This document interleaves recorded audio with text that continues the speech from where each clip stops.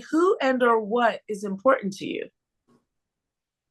Like mental health is extremely important. I think in these times, just, even personally being in a space to, try and really look into that, and really say, because sometimes us as Black men, we're not taught that we could have mental health problems and things like that, or we could be depressed, or we can be we're not taught to necessarily be showing emotion is very sometimes considered weak.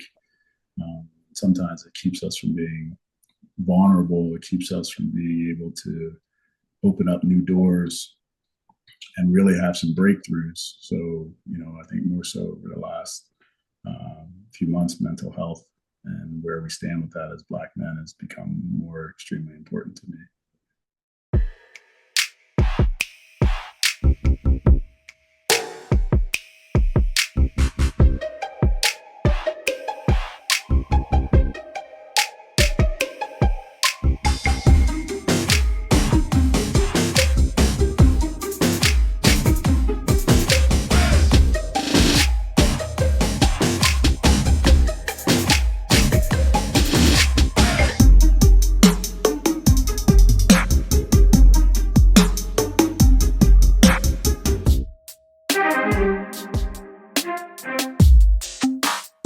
Hi, and welcome to another edition of King Crush Thursday, the series where we highlight and uplift Black men, because frankly, not too many people are doing it.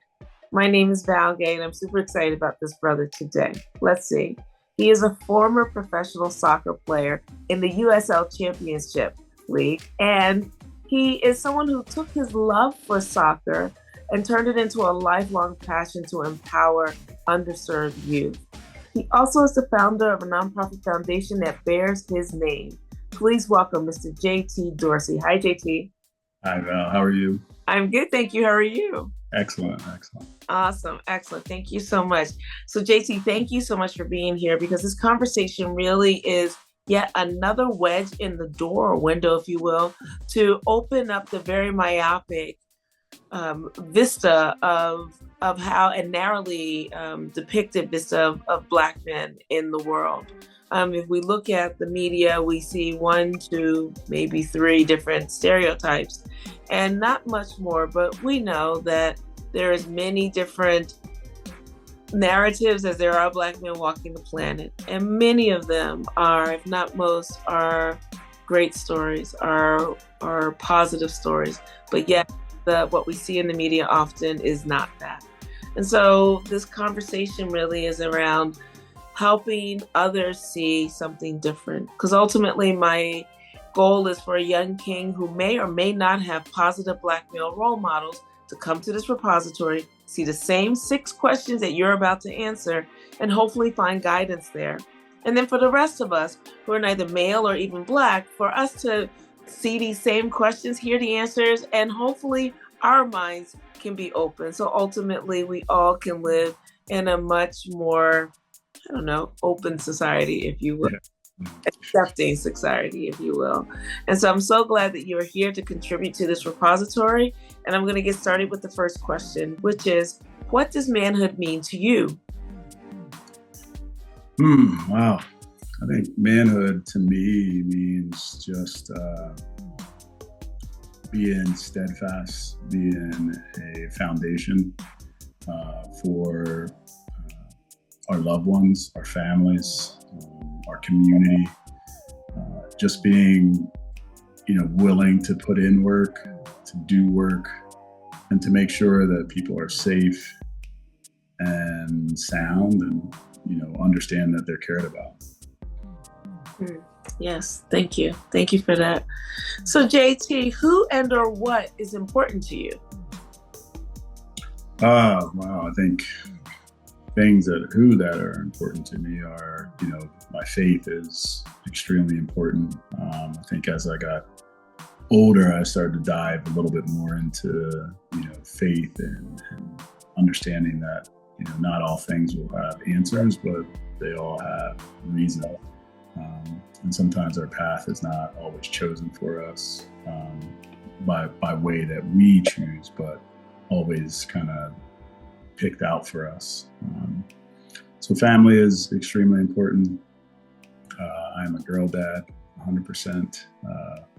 So, I think family is extremely important. I think giving back to your community, because I think no matter how much or how little we have, there's always an opportunity to give back. And there are always those that are less fortunate than us. And we always have to kind of reach there and help and support. And even more so nowadays, like mental health is extremely important. I think in these times, just even personally being in a space to try and really look into that, and really say, because sometimes us as Black men, we're not taught that we could have mental health problems and things like that, or we could be depressed, or we can be we're not taught to necessarily be showing emotion is very sometimes considered weak. Sometimes it keeps us from being vulnerable. It keeps us from being able to open up new doors and really have some breakthroughs. So, I think more so over the last few months, mental health and where we stand with that as Black men has become more extremely important to me. I hear you. Great. Thank you. Thank you so much. So JT, how do you want us to see you? Wow. I mean, I think I would like to be just a model for, young Black males that are out there. The fact that, I came from a situation where, there were times when, you open the fridge and you're just looking straight at the back of it. But, thankfully, again, through whatever path I was given, I was able to make a decent life for myself, for my family. So it just kind of, I hope that people can look at me and see that,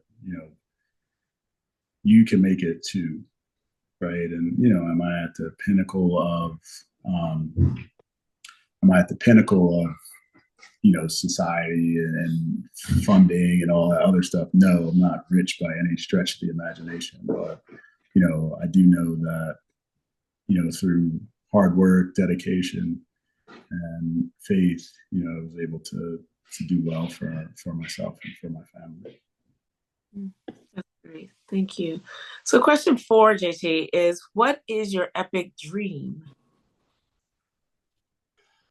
Epic dream is really to just be kind of in a space where epic dream, let me think about that one. I know this is very far off, but I would love to have equity out there. I want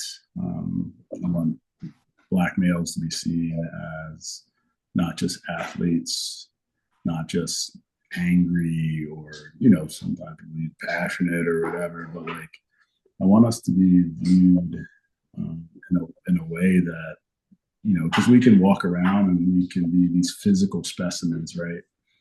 Just by nature, right? But a lot of us have a lot going on up here, and I think that part is like overlooked sometimes. Sometimes I think we even overlook that ourselves, instead of being like in a place where we understand how important our brains are and how much we can bring to the table for whether it's businesses or other things, family, church, whatever. Like we have a lot going on in our minds, and we're very, very smart people.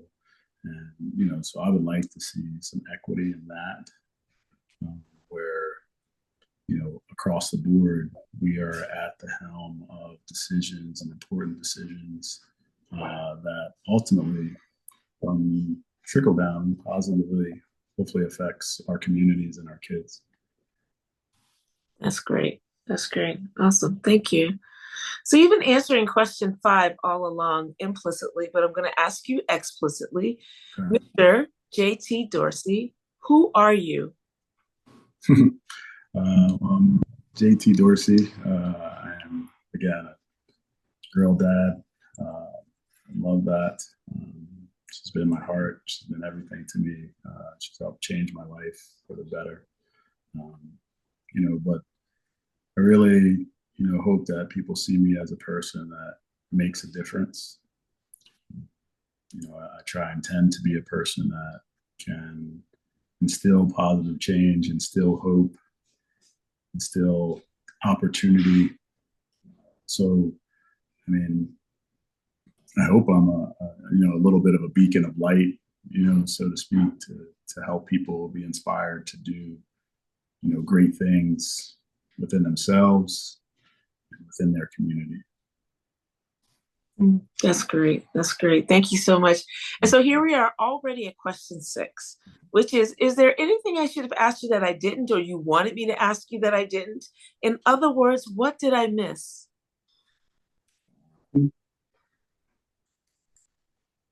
I don't know that we miss much of anything. I really just want whatever I do to have a positive impact on others, right? No matter how small or how great. I hope that if at some point someone views this, listens to it, whatever, and maybe it's set a light bulb off in their head that maybe they've been inspired to do something that maybe they kept putting on the back burner for months, years, whatever, that they go, you know what, I want to do that.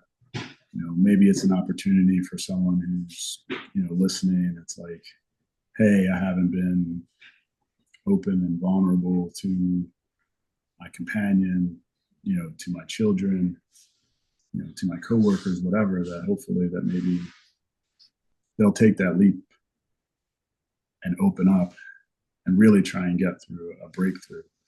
I want us to hopefully be able to get out of our comfort zones, because once we get out of those comfort zones is when we really start to find that, real extreme and sustainable breakthroughs can happen. So that's all I hope for. Awesome. That's awesome. Excellent. Thank you so much for this, and thank you for your presence in the world.